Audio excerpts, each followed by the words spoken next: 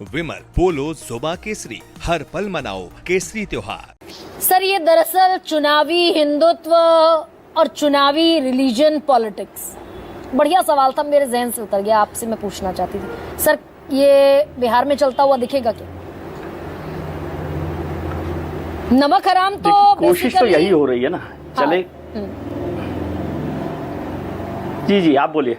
Sir, नमक हराम गिरिराज सिंह मुसलमानों को कह रहे हैं भाई जिसने मदद नहीं की, मदद पे वोट नहीं दिया, वो नमक हराम है। 36.9% लोगों ने लोकसभा चुनाव में बीजेपी को वोट दिया, तो बाकी 64% भारत के लोग नमक हराम है।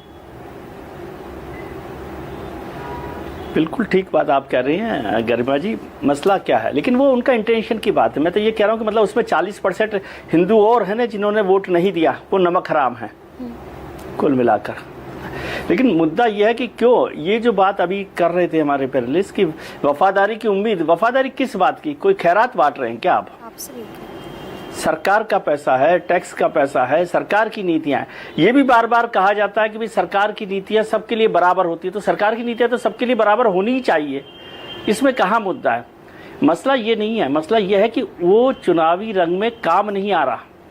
हिंदू मुसलमान वो मुश्किल करता है।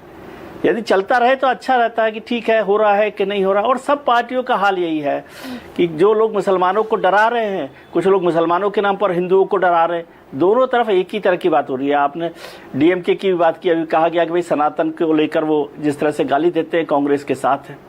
आपने भी जिक्र किया उसका कि बीजेपी जो है डीएमके के साथ रही थी।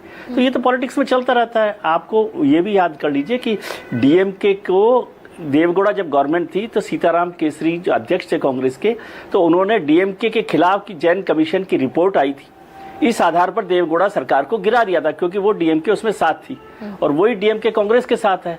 तो अब ये तो अलग इशू है कि राजनीति में न कोई स्थायी दुश्मन है न स्थायी दोस्त है, सब अपने अपने हिसाब से करते हैं। मसला ये है कि क्या बिहार की राजनीति में जो हिंदू मुसलमान करने की कोशिश की जा रही है वो हो पाएगा कि नहीं हो पाएगा, ये बात है।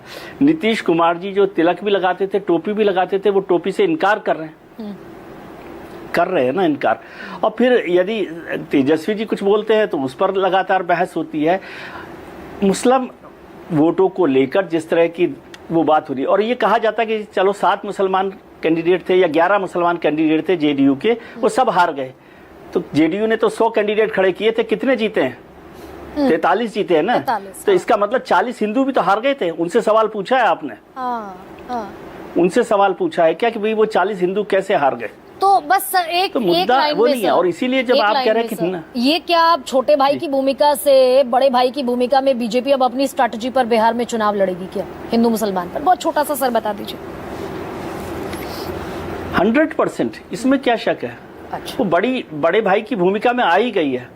छोटा भाई अभी रहेगा कि नहीं रहेगा, ये सवाल आप आगे बढ़ाइए। बड़े भाई की भूमिका में तो है ही Bharatiya Janata Party. Thank you so much sir.